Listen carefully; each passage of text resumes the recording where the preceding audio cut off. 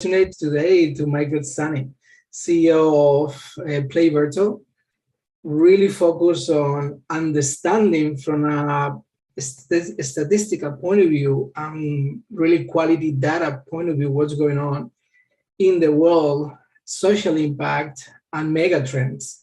So something that I'm so happy, Mike, is that we normally talk about all these reports and rankings about how countries do. When the reality is that the country layer is just one of the layers that we have to condition in many ways human behavior.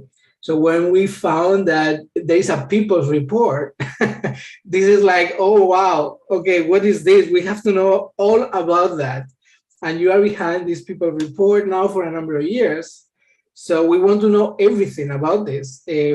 Well, what is the report? What is it about? Why you're running this? And what can we learn from this? So thank you so much for joining.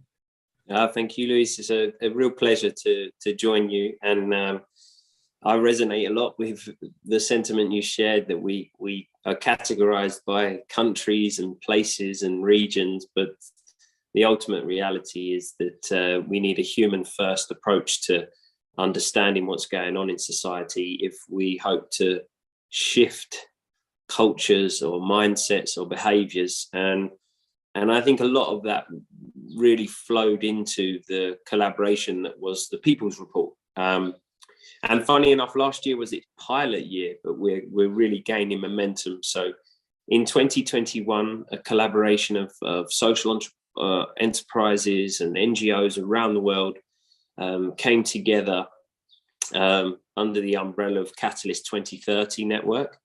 And our organization, Play Virtual, joined forces with the Social Progress Imperative.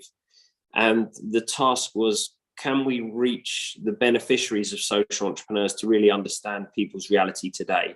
And can we bring those voices to institutional levels, local government, national government, global institutions, so that they're represented and their voices can be considered for future strategies. So it was, as with many collaborations in their pilot year, chaotic and ups and downs and hurdles, but we launched this piece of this experience. It was 11 playful questions, and crucially that word play there, very creative, very engaging, and we asked people about their current reality of their lives and the communities they live in, and then their awareness of the climate and planet at large.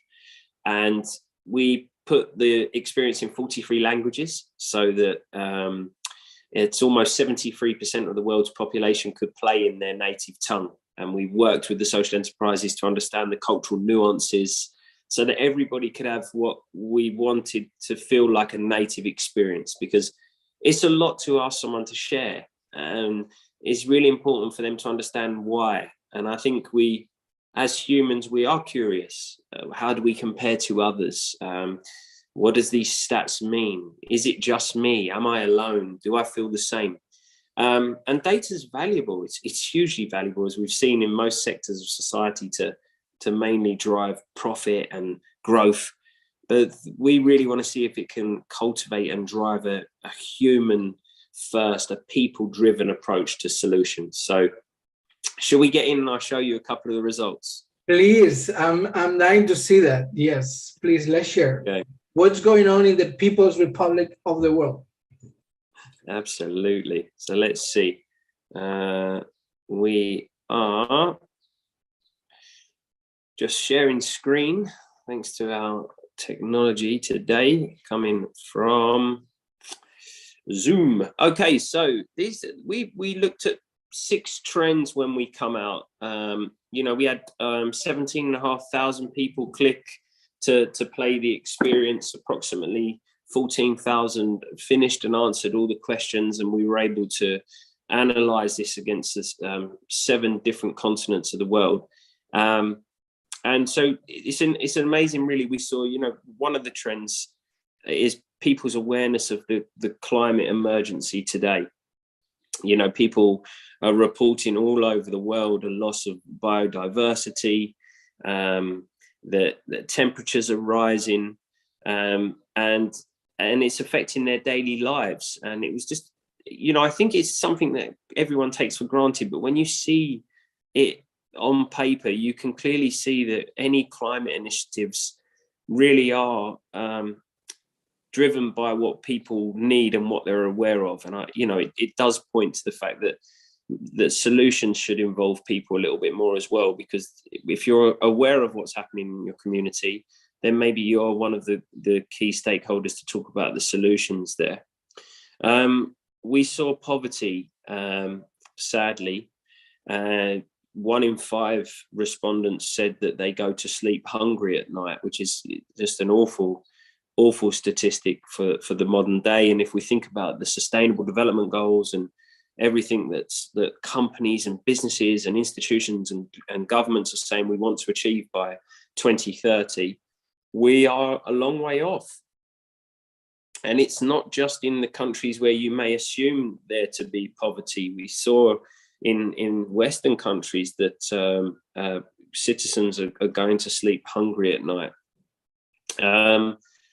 We explored trust. Trust is a huge issue. We tend to think about people and the decisions they make in life, whether they're making decisions from love and hope or from fear and anxiety. And I think that you can clearly see half of the respondents in places like LATAM that just shed a lack of trust in their government and leaders.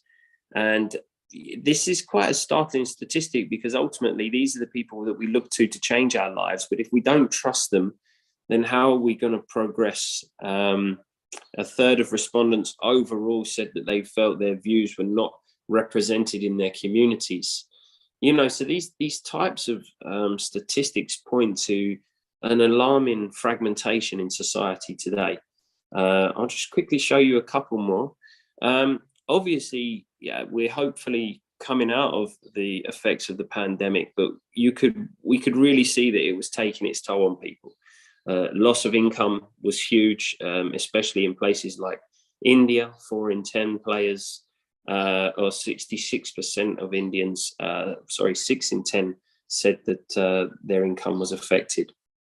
And sadly, nearly a quarter of all respondents had lost a loved one. But this is the one that I'll just show you, and then I'll stop and we can chat a little bit more. Obviously, this one really is quite an alarming statistic. We really tried to look at mental health and well-being, and we could see that people are suffering. Yes, COVID has hit hard, but over half of the respondents have said that they've experienced worse mental health. And alarmingly, again, in places where you think, it's a Western culture, they must have access to all sorts of tools and experiences and support. Nearly 68% of players in Europe said that they were experiencing worse mental health. And actually, it was the worst affected region. And sadly, of those that said they were affected by their own mental health, 2/3 of respondents told us they had no one to turn to. So this for us really feels like it's the greatest unmet need. You can see in the Indian subcontinent that 62% of players said that they had no one to turn to. So it is a startling statistic. And I think it's scary, because when we think about the pressing issues of society today, we're not shy, how are we going to build peace between us as humans? How are we going to deal with local crises such as poverty and homelessness? But then bigger crises like the environment and our planet. There is no planet B, whether we believe that humans are the only cause for climate change or we're a catalyzing factor of it. We do need to be providing solutions to address some of these issues. And I think, where I really see the depth and strength in your work and the overlap with ours is, if as a human being, I am not prepared to deal with my own mental health or wellness issues, how can I be expected to then help play a role at a community level and serve others or indeed a planetary level, and be an advocate for the planet. So we believe it's the biggest unmet need. There's a mental health and well-being crisis, and we're big advocates of what you're doing and how you're doing it, and we really hope that we can be a tool and a friend and a partner that can just give you a snapshot of more insights of what we're facing today. So it's a pleasure to chat to you, and they're hard-hitting statistics. Would you agree? Oh my goodness. Yeah, but it's so important to have access to that information. Otherwise, we're always talking about we guess what's going on when we see what's going on. And I see here basically what I read is this universal issue and crisis that we have with climate, with the whole sustainability of our planet. Poverty is incredible, but I see that every day when I live in the United States. You have hedge cities, you have multi-million-dollar houses, and then 10 blocks away, you have people who cannot pay for their health insurance, and they don't call the doctor because they cannot pay for it. The whole trust space is huge, and that's very much linked in many ways to uncertainty, which I saw is the last point. I will talk about that, even fear of the future. So if we combine trust with fear of future, COVID and mental health are completely related because those are crises. So we have climate, COVID, poverty, trust. They all, from my point of view, they affect our mental health, because the way we see that at the World Happiness Foundation, happiness is a state of mind, and it's a state. So it's a wave. At some point it's up, at some point it's down. What is true is that when it's down, if we don't have the resources and the tools, we cannot manage. And if we cannot manage, then that's going to have a ripple effect on many other things. So eradicating the stigma around mental health is what we are here for. At the same time, to focus the positive side, which is the strength. It's like there are many people with the strengths, and we know that after crisis, almost double of people grow instead of having a stress. So actually, when I see this picture, it's very concerning. At the same time, there is another angle, which is what is going good. And maybe we can talk about that later as well. But let's focus on mental health, because you said that, for example, in India, 62% of people feel unsupported. But that's amazing, because in India, you have the concept of extended family. So imagine one of those countries, similar to Latin America or Spain, where you have the concept of support from your extended family. They don't feel supported. Yeah. That's amazing, right? Absolutely. And I think one of the things that we want to do further with this year's People's Report is perhaps understand a little bit of the reason why people are answering the way they do, without making assumptions. But, even with friends and colleagues that I have in India, I know the pressure they feel about being seen to be strong and not weak. And these words, especially for men, that sort of float around, the role we must play. And so, of course, they don't open up and they don't share, and they compress it. And you can only do that for a certain amount of time before, So it's a tragedy, really. But I think, as you say, the optimist in me believes that there's more and more initiatives and awareness now. And if we can include a little bit of encouragement for people to take the first steps to explore their own consciousness, their mental health, where they're making decisions from, who influences their state of mind, this could be a game changer. And for me, data plays such a crucial role in that, because last year it was a pilot, 17,500 people clicked to play. For those that completed the experience, they were anonymous. But imagine if we can start to build a community around this data, so that each time you play, we see if your life has changed. And organizations and movements like yours, we can start to see, well, maybe these are the interventions that move the data point from X to Y.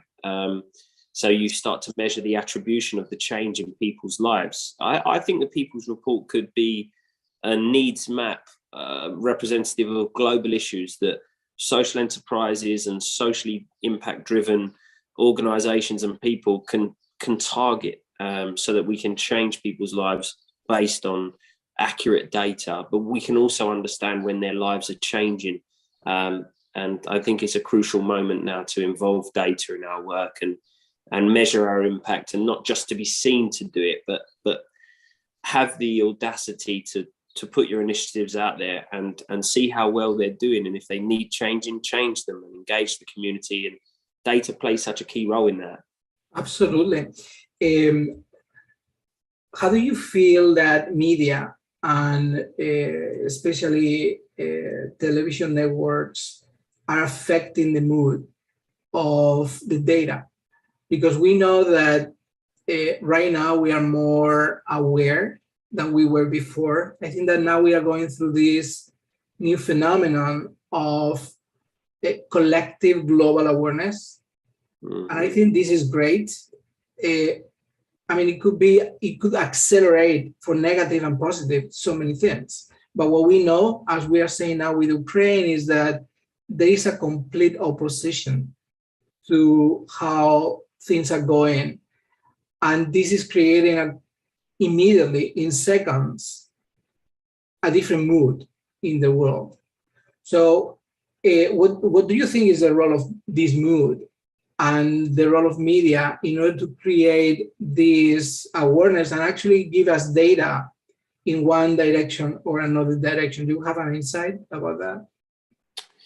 Yeah, I mean, look, I've watched the role of different media, especially when I was living in the UK, and the classic left side media and the classic right side media, and the agendas and the the portrayal of information to stoke people into feeling a certain way. This has been around for a long time, since the media industry really become a business. It's about retention, and it's about fear in many ways to capture a reaction. And I don't see how that's going to change anytime soon, until people, individuals, families, communities really start to think about the principles in which they want to live by, the values that they want to co-create and be part of. And when we have a strong sense of that, then we will almost have a barrier to what noise we let penetrate us. We'll see through agendas of headlines to get us to buy more or engage, or, with 24-hour news now, how many people are glued to the news just to watch, especially earlier, and last year, the daily COVID death rates, or what's happening now, and whose fault is what's happening now. There's so many different agendas, and I think it really needs to boil down to individuals that understand themselves, understand their purpose of why we're here, why is humanity here, why do we exist, and to cut through a bit of the noise, because only then will demand change, and then there could be a reaction. But so far, I think we have to be very careful to take any one news source as the pathway forward. We need to critically analyze insights and data, even ours. I think I'm presenting insights and data to you today, but I think it's really important for us to when we're reaching people and collecting data, that they understand why and what we're trying to do with it, and we don't shy away from doing that. We're trying to present a sense of individual empowerment, community empowerment, and that we can play a role in the changes that we want to see, and we can feel empathy for what else is going on in the world. So we start to look at it as a holistic thing. It's not just about me and my health if my neighbors or others around the world are suffering. So yeah, there's so much that can be done, but I think it really does need to start with the values and principles we put on being a human being and why we're here. Yeah, I couldn't agree more. There is one study that showcased that basically 3 minutes of negative news change your mood for 6-7 hours. So imagine, I mean, that's why in this case, when I see the mental health trend that you showcased, trend number 5, and we think about solutions to advance on eradicating the stigma first, because we don't really understand what mental health is as a disease. In many ways, we even keep calling people crazy because they don't behave. So we don't even know the names that we can use in order to describe what's the mental health issue. But then we know that there are different variables that are really affecting. And one of them is definitely the mood, but the second is loneliness. And you tap on that. Not having anybody to rely on. I know that in the UK, there is now as part of the census, there is one question exactly about that. And now actually we can see in the map of different cities where the spaces where people have no friends. And this is amazing because we know that in so many places around the world, 1 out of 4 people cannot rely on anybody. And we saw that as well in your data. Do you have any insights around especially the mental health and well-being space? Why do you think this is going to be this is already a major mega trend? What do you think is going to happen over the next years with this? Well, as with anything, we stand at a fork in the road, really. We either choose to embrace the challenge that lies before us, and as a society we start to create the spaces for vulnerability. We start to create vulnerable spaces at home, and start to break down some of those barriers that have just been handed from generation to generation. And I think when we start to create a society where people can share and resonate, then that loneliness can begin to be addressed. Because when we find connection in one another, you and I have found connection, and you live on one side of the world and I live on the other. I'm currently based in Cairo, but there's a connection, and those connections last because I think they do a lot for us. They can cultivate a sense of it's not just me. And that's the crucial, one denying factor I think must be addressed. We must make human life feel relevant again. We must feel connected again. And I would always draw to the fact that there's so much awareness, there's so much understanding, and yes, there's so much noise. But if a message is strong and a desire is driven by purpose, with honorable ambitions, it will cut through. Because in the wake of this pandemic, we started to see a great resignation where people realized this is not what I want to do with my life. So more and more people are listening to that subconscious voice that we're so used to repressing and pushing deep down. And long may it continue, because we will begin to ask why. We will begin to explore what else this life can mean for us. And if we can do that together, then it could be a wonderful outcome, not just for us, but for younger people, that we need to realize their lives now. They've been through so much that we can't even comprehend. They're the most connected generation. Access to news and information just floods them. And still they can feel lonely. So I think we need to keep doing more to address it. And partnerships like the one that we're exploring with yourself, where you've got the tools and expertise in the attribution, and then we can come in and align and measure. They, for me, create the best collaborations to address the issues that we face today. So in closing, I think it's about remaining solution focused, enduring the hurdles, remain connected to the purpose, and just keep plugging away. Just shining that light.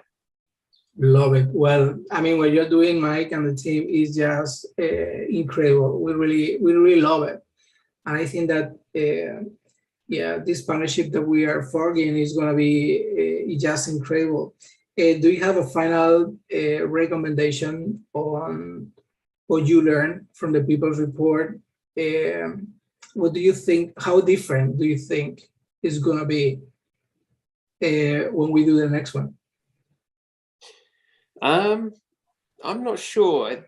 One learning actually isn't necessarily in the data, but more the more I've understood the world of data and how valuable it can be, the more I realize that those people sharing the data need to be rewarded for it. So we are exploring elements of a future People's Report where there's a play to earn mechanism, because one of the issues that we uncovered was that still so many people don't have funding and resources for their basic needs.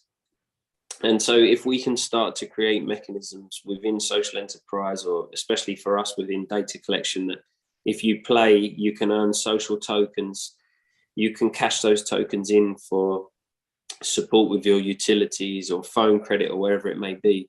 But if you are from different parts or segments of society where you don't need those, then you could be encouraged to donate them to others or good causes. So this year we're really exploring what it looks like to build a community around a play to earn mechanism, so that as an individual I understand the value of my data, I'll share it in exchange for something, and I'll follow the journey as to what it can do when it's collaborated and connected with others. So that for me is a really exciting proposition that I'm keen to explore more, and I hope that we get off the ground rolling with the People's Report 2022 and move ahead.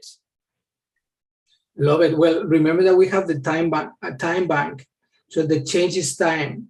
So when people give an hour, they get an hour back from somebody else who gave an hour.